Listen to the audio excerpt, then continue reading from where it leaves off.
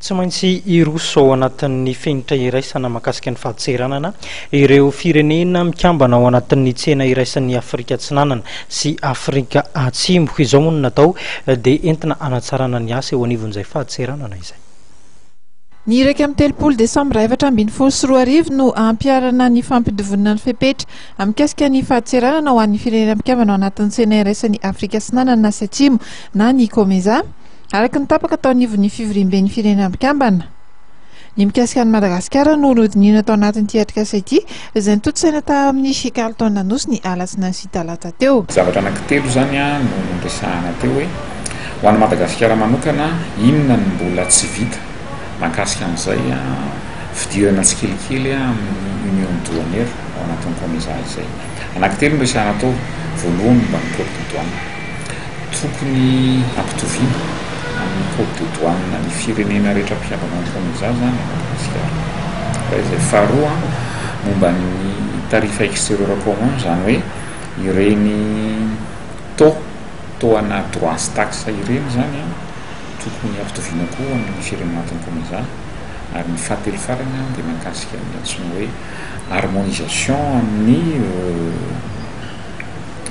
ny nomenclature tarifaire zany hoe le nomenclature tarifaire eo amin'ny sehatra iraisam-pirenena fifandraisana ara-barotra iraisam-pirenena dia raha io zany ny efa lalàna ampiarina amin'ny COMESA resaka ohatra hoe tarif extérieur commun fotsiny izy le taux ana taxe reny zany zao ve tsika masaha miditra amindreo zay zany tsy maintsy fampiresahana.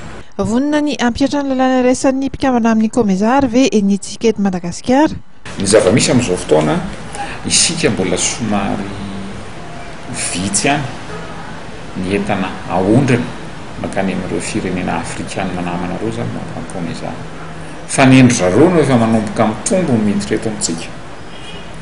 Dia raha izay no zava-mitranga dia azo lazaina hoe tsy mifandanja zany le izy. Ka eo no angalana ny hevitry ny sehatra tsy miankina hoe ahoana ny eritreritrareo amin'ilay union douanière, ahoana ny tokony hanatanterahana azy. Raha ny eritreritry ny ao amin'ny secrétariat général COMESA dia hoe amin'ity taon'ity tsy maintsy atao ireo zavatra ireo zany hoe ampitoviana ny code de douane, ny tarif extérieur sy nomenclature tarifaire. Noho ireo lafiny antony maromaro hoe dia izay nangataka tamin'izao hoe mety sotratra Madagasikara ny amin'ity taon'ity zany sady raha malalaka moa zany degretsika voaka tao anatina risika. Raha ny fanazavana dia mbola misy ny fepetra izay tsy tratran'ny Madagasikara amin'ny fampidoviana ny fepetra mikasika ny fahatseranana izay ho an'ny firenena mikambana ao anatin'ity tsena ity, fepetra izay entina hanamorana ny fanakalozana ara-barotra eo amin'ny firenena ao anatin'ny COMESA.